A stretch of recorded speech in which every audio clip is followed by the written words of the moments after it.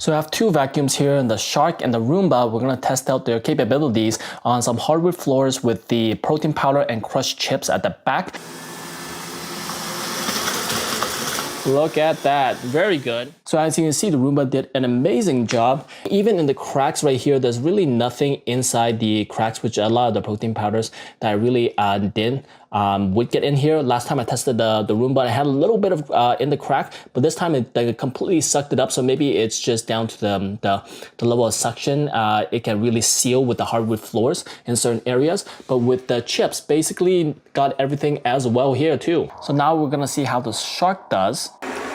There it goes, as you can see.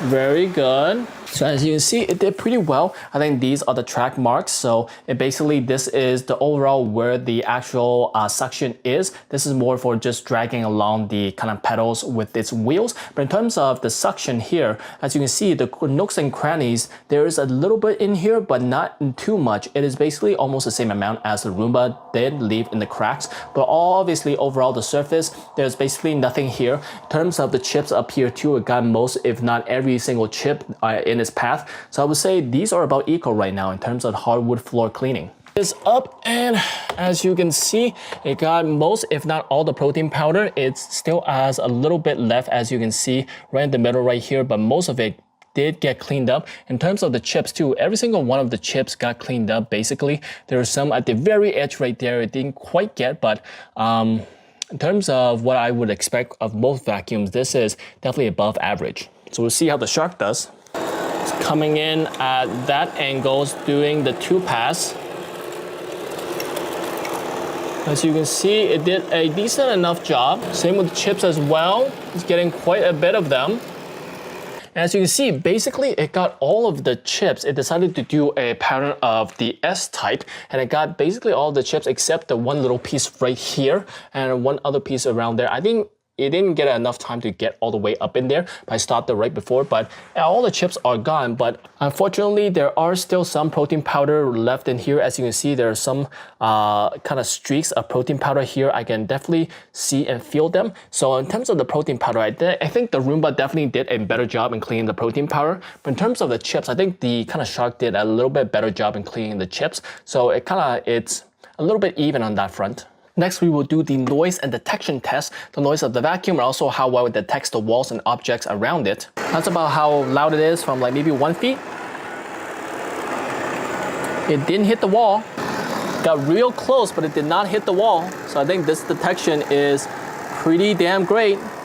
That's because the AI detection is on the top right here, whereas the AI detection on the Roomba is on the front. So let's see how this one does. That's about the noise level with being 1 feet away from it, the same distance. It is a lot more quiet on the carpet, as you can see. And for my test, the AI detection works sometimes, but not all the time, which the Shark one works basically all the time. So I think in that category, the detection definitely goes to the Shark and is much better than that. But in terms of the sound level, I think this one's a little bit quieter on the carpet. So as you can hear, it is a little bit louder on the hardwood floor. And I think the Roomba is a little bit louder on the hardwood floor compared to the Shark. The Shark one has more of an air noise, where this one has more of a mechanical noise. So you hear this a little bit less. And now is a good time to see the edge detection on both. As you can see, both of them have pretty good detection when it comes to cliff, because they have 1, 2, 3, 4, 5, 6 detections on this Roomba. Whereas on the Shark, it has 1, 2, 3, 4 detections for the cliff detection. So let's see which one does better. I'm gonna start them both on the ledge right here. Oh, this one, yeah, the Roomba does not want to go towards the edge. As you can see, it avoids the edge as well. See multiple times happening. So now we go over the parts for each of these two. The wheel's about the same size, the same kind of resistance. The charging is at the front of the robot right here. The charging is at the back. You notice the charging part is a lot bigger on the Shark versus the Roomba. So this way it's going to be less likely for this to fall out in place and not be exactly aligned. So this one, sometimes it might be not exactly aligned, so it doesn't charge. So this one is a big advantage for the bigger charging port. In terms of the capacity, it is right here. Pull this too. As you can see, you come on out. You kind of lift this tube right in here, Lift it open, and this is where you see all of the kind of dust. This is the air filter. That's about the capacity you should be expect. On the Shark right here, there's a button on the side. You press, kind of pops on out. There's another button you press on here, and it comes out there. In terms of the capacity, I would say the Shark maybe has a little bit bigger capacity. And also there's an air filter here where you can remove it if you want to replace it. There's also an air filter in the Shark right here. This filter is a lot bigger, as you can see. In terms of the suction port, as you can see, this one's a little bit wider than this one, maybe like a 10% wider, but it's not too big. These have kind of opposing bristles too, not bristles, but like rubber suction pads, whereas this one actually has bristles, as you can see here. So that's why this one does a little bit better for the kind of harder to pick up the chips and stuff. It has another bristle right here where it does not have one here. It also has a little more bristles to kind of guide the things into the area right here. As I have mentioned before, the detection camera is up here while the detection camera is down here. So this one has a little bit of advantage. Also, this has a clean and dock function, which this only has the one circle. You cannot return to the dock by pressing onto this. This is only to go start function. So I think the Shark has a little bit better capabilities and a little bit better parts. So now I'll be comparing the docks of the two. This one's a lot more simple. These are the two kind of charging ports right up in here. These have a little bit grippers, so when you the wheels come up right here, the wheels kind of dock into here, so they're never going to be misplaced and never going to be not charging. So the wheel holder here is very nice. This is where the kind of vacuum is being sucked out the dust, and it goes into there.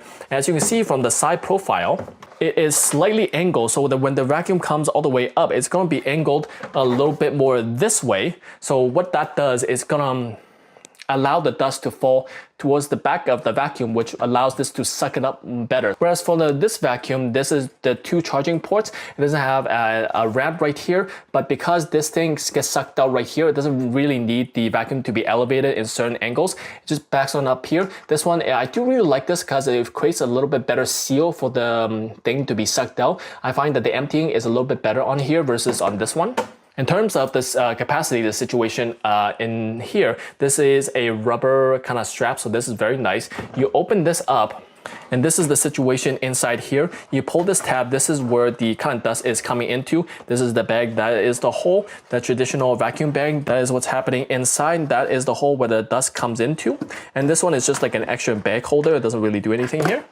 And that's about it. And in terms of the Shark, so you press this button, this thing comes on out. And in terms of the capacity, there's quite a big capacity. The hole where it gets sucked up is right there. You click on the button on the side.